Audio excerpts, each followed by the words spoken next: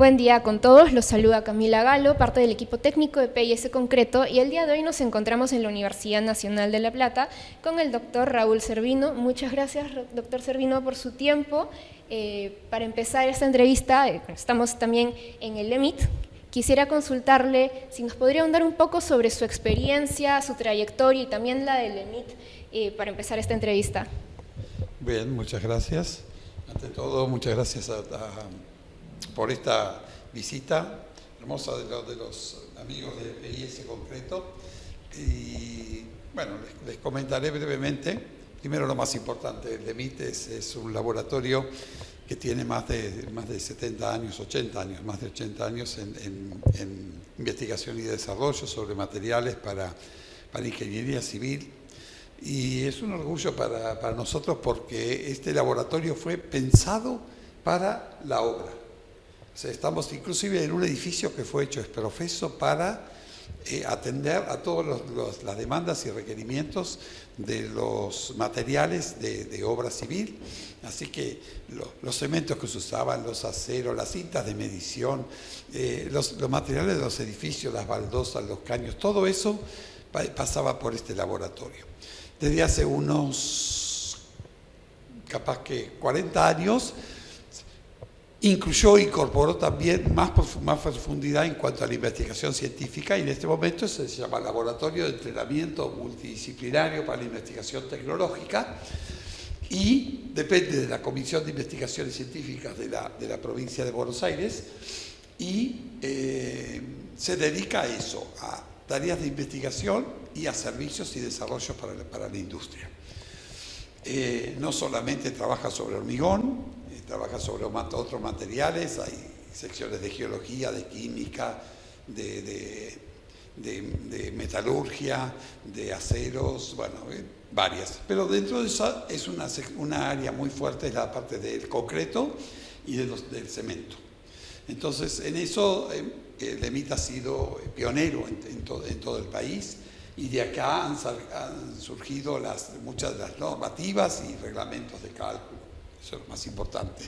En cuanto a mí, bueno, yo recién, el año pasado ya me jubilé como profesor de la Universidad Nacional de La Plata, pero soy investigador del CONICET. CONICET es el Consejo Nacional de Investigaciones Científicas y Tecnológicas de la Argentina, y trabajo fundamentalmente en materiales para ingeniería civil. Y dentro de ellos, más específicamente en resistencia, fractura y mecanismos en concreto, y más específicamente durante los últimos, bueno, muchos años, pero en los últimos años, sobre todo lo que se refiere a concretos especiales, concretos de alta resistencia, concretos autocompactantes, y mucho sobre hormigones reforzados con fibras. Así que ese es un poquito mi perfil, y supongo que sobre eso vendrán las preguntas. Muchísimas gracias. Sí, por supuesto, y a continuación viene la primera pregunta técnica. Para empezar esta serie de preguntas técnicas, nosotros hemos leído su libro sobre hormigón reforzados con fibras. De todas maneras, aprovecho para felicitarlo porque es un libro muy completo que recomendamos, ha servido bastante. Y quisiera preguntarle para empezar, ¿cuál es el principio de funcionamiento del hormigón reforzado con fibras? Bueno, lo más importante a tener en cuenta es que en las estructuras de hormigón siempre aparecen fisuras por algún lugar. Siempre. Puede ser que las veamos o que no las veamos, pero el mecanismo de rotura es porque apareció una fisura. Y este material de por sí es frágil. Entonces, ¿para qué vienen las fibras? Las fibras vienen para coser, para generar una transmisión de esfuerzo a través de esas fisuras. En hormigón armado tenemos las barras de acero, pero en muchos casos la fibra puede inclusive hasta reemplazar total o parcialmente al acero, pero también puede inclusive ser muy eficaces para, por ahí, acciones dinámicas o para ese tipo de esfuerzos. Así que lo que viene así, yo cuando voy por el mundo, muchas veces en las presentaciones pongo el nido de un ave que es propia de la Argentina, que es el hornero. Y el hornero construye su nido, su casa, en un material frágil, el barro, el lodo, que está reforzado con fibras vegetales. Así que tampoco es una novedad que se nos ocurrió a los ingenieros, ni mucho menos, ni mucho menos al ser humano, pero se usa desde hace mucho tiempo, pero la función de la fibra es esa. Funciona principalmente cuando la fisura apareció. Puede ser que la prevenga, que casi no la veamos, o puede ser que la fisura se produce, pero la fibra lo que hace es contener su propagación. Y todo eso le da al hormigón lo que llamamos, o a los materiales, lo que llamamos tenacidad, que es capacidad de absorber energía. Claro, y además en el rango plástico también puede dotar de un comportamiento de ablandamiento, de endurecimiento, según las dosificaciones que uno emplee, ¿no? Se ve que ha leído el libro. Según el tipo y cantidad de fibras que nosotros aportemos, puede ser que esas fibras simplemente controlen la propagación, pero no aumenten la capacidad de carga, sería eso lo que llamamos ablandamiento, o que hasta puedan transmitir más cargas en estado fisurado, y eso se llamaría endurecimiento. Según cuál sea el caso, podemos tener un tipo u otro tipo de aplicaciones. Muchas gracias. Nuestra siguiente consulta técnica es, actualmente, existen algunas consultas sobre las diferencias en aplicaciones, performance, usos de las micro y las macrofibras. ¿Nos podría comentar un poquito sobre las diferencias que existen y los usos para los que están enfocadas? Sí. Microfibras se conocen desde, usted no había nacido, tú no habías nacido, pero digamos desde los años 70 del siglo pasado. Las hay de fibra de vidrio y las hay de sintéticas. ¿Esas para qué servían? Básicamente para controlar la propagación en estado plástico, en el hormigón plástico, en estado plástico, en el hormigón fresco. Entonces lo que hacían es que tengo una matriz que va a tratar de contraerse y la fibra impedía que se abriera esa fisura. Así que básicamente esas son de ahí. Existen normas tanto en Estados Unidos como en la Comunidad Europea que hablan de microfibras y esa es la función. Correcto. Una digresión. Hace pocos años, no más de 10, han aparecido el uso de microfibras de acero. Esas son para hormigón de ultra alta resistencia y procuran contener la propagación de las fisuras en la pasta. O sea, sin piedra, sin arena, en la pasta. Y eso es para lograr una muy, muy, muy alta resistencia, pero es otro tema. Las macro procuran contener las fisuras en el hormigón, que tienen que ser más largas que las piedras, más largas que los agregados. ¿Para qué? Para que la fisuración no la controle la piedra, sino la controle la fibra. Las primeras fueron de acero. Pero ya en este siglo, más o menos a partir de inicio del siglo, y fundamentalmente en los últimos 15 años, yo diría, quizá 20, aparecen macrofibras de poliméricas o sintéticas se llamaban. Esas macrofibras se llamaron en su inicio fibras estructurales. ¿Por qué? Porque competían con las de acero y para algunas aplicaciones podían transmitir esfuerzos en el hormigón endurecido. Más adelante ya las llamamos macrofibras, como en la jerga que nosotros manejamos, y en muchos casos permiten reemplazar o competir con las de acero en reemplazo de armadura, tanto a nivel total o parcial, según la aplicación. Debo aclarar que ya hay ahora macrofibras de vidrio, que es un vidrio especial, resistente a los álcalis, que tiene aplicaciones similares. La principal aplicación es en losas sobre suelos, pisos, lo mismo que las macrofibras sintéticas. Pero también ahora hay macrofibras de vidrio, pero revestidas en polímero, que prácticamente compite con las de acero. Así que el mundo de las fibras en este siglo, en los últimos 24 años, si quieren, ha crecido notablemente, y lo que hay que saber es que cuál es mejor depende de la aplicación. ¿Y es buena o es mala? Depende cómo se comporte en el hormigón. Yo no puedo simplemente ensayar el filamento o mirar el filamento y decidir esta fibra mejor que esta otra. Porque hay que hacerlo el hormigón con fibras. Y la fibra afecta también el estado fresco. Entonces, y la cantidad que puede incorporar también depende de eso. Así que, bueno, hay que hacer la evaluación de lo que se llama la performance del hormigón, del concreto.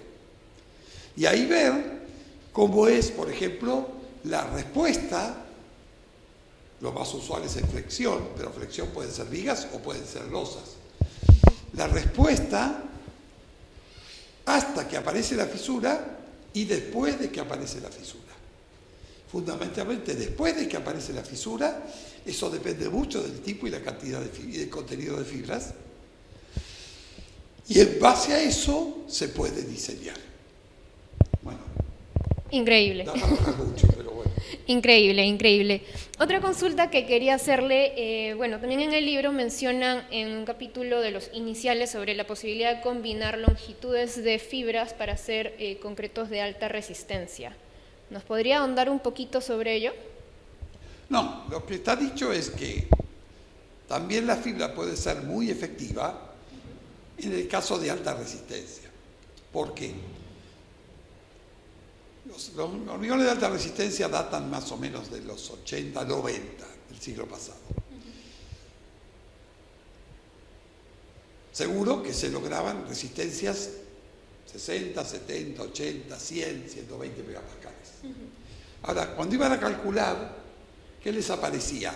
Que ese material era muy frágil, o sea, era muy resistente, pero la gente decía, las probetas explotan. ¿Qué pasa si me explota la estructura? Entonces apareció la idea de ponerle fibras para conferirle a ese hormigón cierta ductilidad. Claro. Entonces, la fibra le puede conferir eso. Después, bueno, se siguió avanzando y se vio que también se podía aprovechar esa tenacidad para acciones dinámicas. Entonces, un poco la alta resistencia viene de la fibra contribuyó a poder usar más la alta resistencia. Claro. Ahora, ¿qué puede pasar? Que la fibra que yo utilizaba para resistencia convencional se me corte en la alta resistencia. Porque la fibra va a dar tenacidad en la medida que siga transmitiendo. Pero y esa transmisión fundamentalmente se da mediante un mecanismo que se llama, la fibra se va arrancando, como saliéndose por un tubito del hormigón. Como si se deslizara. Pero sigue transmitiendo fuerza.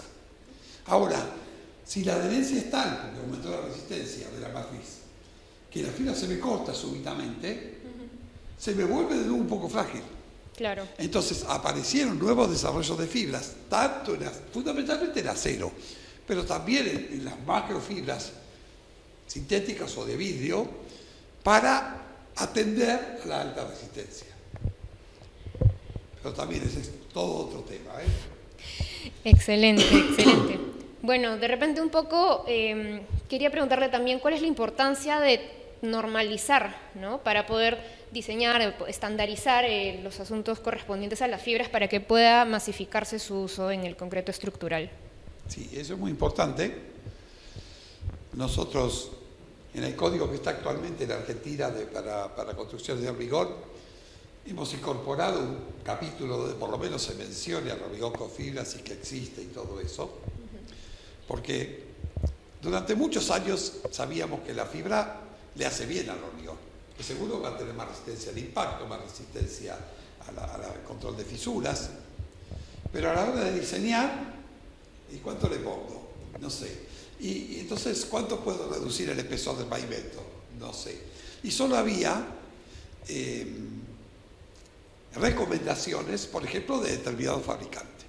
Entonces me decía, bueno, si usted le pone mi fibra y le pone tantos kilos, puede reducir tanto espesor. Y estaba bien, era verdad. Pero si cambio la fibra, no sé. Claro. Ha habido un avance muy, muy importante a nivel internacional, que es la incorporación al Fit Model Code, el código modelo de la Federación Internacional del Hormigón, del betón, de incorporar criterios de diseño con hormigón con fibras a ese código. Y no solo eso, sino que se recomienda el ensayo de flexión para evaluar su performance y se derivan parámetros de cálculo que se pueden aplicar en el diseño estructural, tanto de piezas sin armadura convencional como con armadura convencional. Ahora, la experiencia hasta ese momento era fundamentalmente con hormigones con fibra de acero. Así que el reglamento dice, mire, hasta el 2010 lo que sabemos es con fibra de acero. Ya salió el 20, todavía no cambió tanto, pero hay una cosa muy importante que yo les puedo asegurar, que los criterios esos de cálculo hemos verificado que se pueden aplicar más allá del tipo de fibra. ¿Esto significa que la fibra de vidrio se comporta igual que la sintética polimérica, que igual que la de acero? No. Pero las curvas que yo obtengo cambian su forma y los parámetros que yo obtengo de esas curvas los puedo aplicar. Por ejemplo, si quiero reemplazar armadura de corte y funciona. Si quiero calcular fibras en hormigón armado y quiero ver espaciamiento de fisuras, yo utilizo los parámetros que salen del ensayo de flexión y verifico experimentalmente que aciertan con el espaciamiento de fisuras. Entonces, ya existen criterios para utilizar distintos tipos de fibras, distintos contenidos de fibras, y tengo alguna forma de aproximarme al criterio estructural. ¿Eso está reconocido por todos los países y todos los reglamentos? No, porque eso es una etapa que se va haciendo. Pero ya existe y funciona. ¿Cuál es el mensaje para toda la comunidad? Que cuando yo voy a usar una fibra y decido por esta, por otra, yo tengo que saber cuál fue la performance del hormigón con ese tipo y contenido de fibras. Y digo, bueno, le ponía 20 kilos de esta fibra de acero, ¿le puedo poner 20 kilos de esta otra? No sé, puede ser mejor o peor. Yo tengo que ver qué le pasa a cada fibra, porque yo les dije al comienzo, los fabricantes recomendaban dosificaciones, pero para su fibra. Si cambio con otra, no lo sé. Y lo propio, y es mucho más riesgoso, pasa con las fibras poliméricas, porque fabricantes de fibra de acero no hay tantos, y aparte su material, que nosotros los que trabajamos en materiales de ingeniería lo conocemos un poco más y podemos prever un poco más sus características. No del todo, le podría dar varios ejemplos. Pero poliméricas, se ha abierto un mundo nuevo para todos nosotros. Y hay muy diferentes tipos, monofilamento, multifilamento, según cómo se fabriquen, según cómo se alarguen, según cómo sea el finishing, con el proceso que se hace la extrusión. Hay fibras con multicomponentes, hay fibras con nanoindentaciones para favorecer la adherencia. Es un mundo. Entonces, ¿ustedes a qué tienen que referirse? A la hoja de datos que le indique cuál fue su performance en hormigón. Y acuérdense que esa performance puede ser distinta en un hormigón de 20 megapascales que en un hormigón de 60 que en un hormigón de 100. Claro. Excelente, excelente. Creo que podría hacerle más preguntas de fibras, pero nos podemos quedar hablando.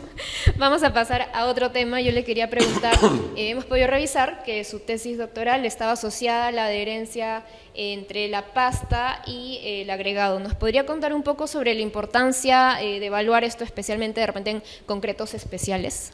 Sí, la voy a tratar de hacer lo más corta posible, pero este tema surgió vinculado en esa época, en esos años, esa década. Nosotros trabajamos en paralelo con el desarrollo de hormigones de alta resistencia. O sea, acá trabajamos 30, 40 megapascales, era lo común, pero no más. Y nosotros queríamos trabajar con 60, 70, 80, 90. Claro, ¿qué pasaba ahí? ¿Cómo llegar a esa resistencia? Entonces, parte de eso era, bueno, ¿qué pasaba si la adherencia no funcionaba? Claro. O era menor o era mayor. Y de hecho, detectamos cambios en lo que se llaman los mecanismos de fractura, en el proceso de la energía de fractura consumida en el hormigón. Bueno, entonces, vino por ese lado, vino por el hecho de que en ese momento, qué sé yo, había trabajo que decían, bueno, pintemos los agregados para los gramas de adherencia, o hagámoslos en cemento, pero después tampoco era muy práctico, pero de ahí vino ese hecho. ¿Qué observamos? Bueno, que la adherencia incide en esa capacidad de alcanzar la alta resistencia, que la compatibilidad elástica, el módulo de elasticidad de la piedra y el módulo de elasticidad de la pasta, que la alta resistencia sube muchísimo, también puede incidir. Y entonces encontramos que mientras el agregado en un hormigón de resistencia de 30 a 40 megapascales normalmente no incide mayormente el tipo de agregado, hablamos de agregados naturales, ¿no? Puede haber un agregado liviano que sí que bajara. Claro. Pero si no incide demasiado, en alta resistencia puede ser determinante. Entonces tenemos casos en los cuales se producía, antes de romper la pasta, fractura dentro de los agregados. Que en hormigón convencional funcionaban bien, pero no ahí. Entonces esas fueron cosas interesantes de este tipo. O agregados muy lisos, muy redondeados, tenían anticipación en la generación de fisuras con respecto a los agregados con cierta rugosidad o tortuosidad, digamos, la grava respecto de la piedra partida. Entonces, de ahí viene un poco el tema de la tesis. El tema se amplió también a otros casos, por ejemplo, en que la adherencia y la fracción de agregados puede incluso modificar los resultados de un ensayo de resistencia. ¿Qué quiero decir? Uno normalmente dice, bueno, si ensayo un cubo, si ensayo un cilindro, en agregado de piedra de tamaño de 25 o 30 milímetros y resistencia normal, pero yo ya sé que el cubo da un poco más que el cilindro. Ahora, eso pasa en resistencia normal. Pero si me voy a 90 megapascales, casi no hay diferencia. Porque cambia el mecanismo de rotura según los temas de incidencia del agregado. Y en cambio, si me voy a muy baja resistencia, la diferencia entre cubo y cilindro puede llegar a ser mucho mayor. Entonces nosotros estamos acostumbrados a decir, bueno, la resistencia del hormigón. Claro. ¿Y qué es la resistencia? La resistencia es el resultado de un ensayo de esta probeta, de este material, con esta geometría. Claro. Pero si yo cambio la geometría o el material es muy diferente al que yo estoy acostumbrado, para un extremo, 2 o 3 días de edad, baja resistencia, 15 megapascales, o 100 megapascales, esa relación entre cubo y prisma cambia. Claro. Entonces, esas son un poco las cosas que salieron de la tesis. Y también, finalmente, el tema de lo que se llama cuándo se produce la fisura. En términos, la gente que diseña esas cosas mide lo que se llama la extensibilidad del hormigón, que es la capacidad en tracción, de deformación en tracción, antes que fisure. Bueno, en un hormigón de resistencia convencional, siempre decimos, ¿cuánto vale? Y vale 100, 120, más o menos, según el ensayo y según el tipo de agregado. En alta resistencia puede valer 200. ¿Y eso por qué? También depende de la adherencia. O sea, depende de la resistencia de la pasta, pero también de la adherencia. Bueno, eso es un poco una síntesis de la tesis. Claro, bueno, además también yo recuerdo un poco de los cursos universitarios, ¿no? El mecanismo de fractura en un concreto convencional es muy diferente al de un concreto de alta resistencia, ¿no? Claro, ese es el que yo les contaba, que es como más frágil. Claro. La rotura más abrupta. Así es, así es. Bueno, de repente, a ver, Moviéndonos un poco a otros temas, sabemos que usted ha sido presidente de la Asociación Argentina de Tecnología del Hormigón incluso en 2 ocasiones, ¿no? Y estamos próximos a empezar la 11ª reunión técnica y 25 Congreso Internacional que se va a dar en la ciudad de Córdoba. Quisiera preguntarle si nos podría ampliar un poco, ¿no?, sobre la misión de la asociación, de repente sobre sus expectativas con el Congreso, ¿no?, que sé que va a participar también. Sí. Bueno, una vez fui vice y otra vez presidente.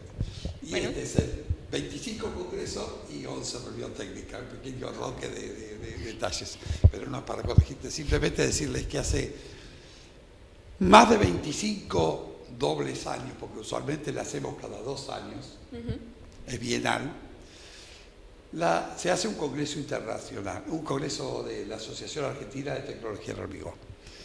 Y es una asociación que se creó precisamente con el objetivo de transferir a la comunidad y formar al público vinculado con las obras públicas y fundamentalmente de hormigón, de conocimientos al respecto. Siendo conscientes de que eso es fundamental para un país, para una región, digamos, del patrimonio construido es un montón de dinero. A veces no nos imaginamos esas cosas, pero hacer bien las cosas implica mucho dinero. Este siglo nos llenamos la boca de sustentabilidad, pero muchas veces no somos conscientes que las obras tienen que durar y que la mejor situación para que sea sustentable es que dure muchas veces. Salvo que yo quiera algo que me dure 2 años, puede ser que también haga peso, ¿no? Pero normalmente las obras de infraestructura, un puente, un dique, una central nuclear, incluso los caminos, cuanto más duren mejor. Pero hay obras que un teatro, no lo sé. Claro. Entonces, la asociación fue creada un poco con esa visión. Juntaba gente de la academia, si quieren, de las universidades, y por eso muchos de los códigos sobre hormigón los redactaron profesores que trabajaron en el EMI, que trabajaron en la facultad, pero que también fueron fundadores o autoridades de esta asociación, y de la industria también. Entonces, esta es un poco la finalidad. ¿Para qué es un congreso? Un congreso es para vernos y para contarnos lo que estamos haciendo y para contarnos unas novedades y para aprender de lo que dice el otro, y para darle nuevas ideas al otro también, ¿no? A diferencia de otras asociaciones, muchos no nos peleamos, ni hay muchas, pero también, ¿por qué no? ¿Por qué no para disentir y hacer nuevas ideas? Entonces, la idea es que es una asociación sin fines de lucro y también tiene socios internacionales, así que bienvenidos. No es para nada costosa, simplemente necesitamos poder pagarle a nuestra secretaria y el lugar donde nos asociamos, y publicamos libros que solamente del costo menor que nos podemos ofrecer. Tampoco tienen los autores, normalmente donan ¿cómo se llama? Bueno, sus conocimientos. Y buscamos hacer libros de nuevos temas, pero también libros para los estudiantes, para estudiar esta materia, en la convicción de que eso es lo mejor que podemos dejar, digamos, a los que nos siguen. Ya me dicen, bueno, ya te jubilaste, ¿qué para vos qué es? Y bueno, los que me siguen. ¿Qué más para mí? Eso es el mayor orgullo y me parece que es muy importante.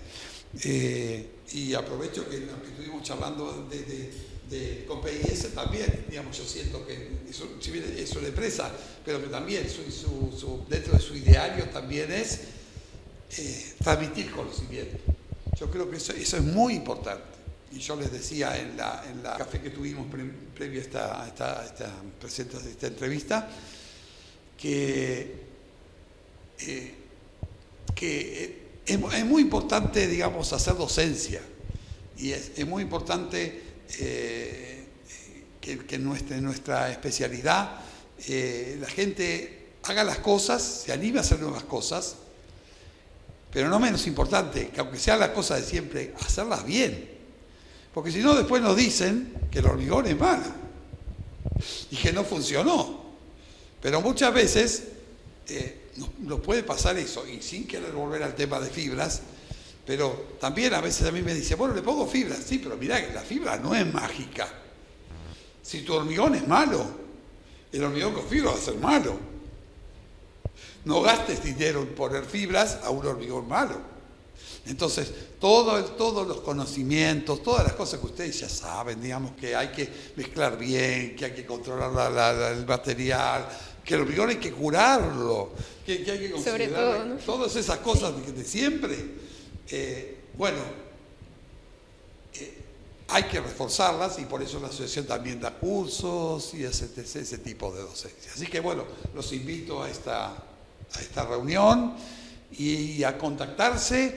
Nuestra revista actual, también tiene muchísimos años, pero ya hace 2 años que está indexada, así que los que quieran publicar, digamos, y necesiten índice de impacto para su publicación y qué sé yo, son bienvenidos, y nos interesa mucho recibir sus trabajos, porque lo más importante no es hablar de uno, sino es hablar de los otros. Entonces, para nosotros es muy, muy, muy importante, y me alegra mucho esta visita, porque no es solo Argentina, no es solo La Plata, es solo las provincias de Argentina, y no es solo Argentina, sino también es Uruguay, Perú, Brasil, todo Sudamérica, y así siguiendo al mundo, digamos. La ciencia, el conocimiento, no lo inventa cada uno. Quien presuma que se le ocurrió solo a él, está mintiendo. Ya les dije, se le ocurrió a las aves, se les ocurrió hacer la hormigón con fibras antes que a los hombres. Así que, bueno, ese es el mensaje que les quería transmitir.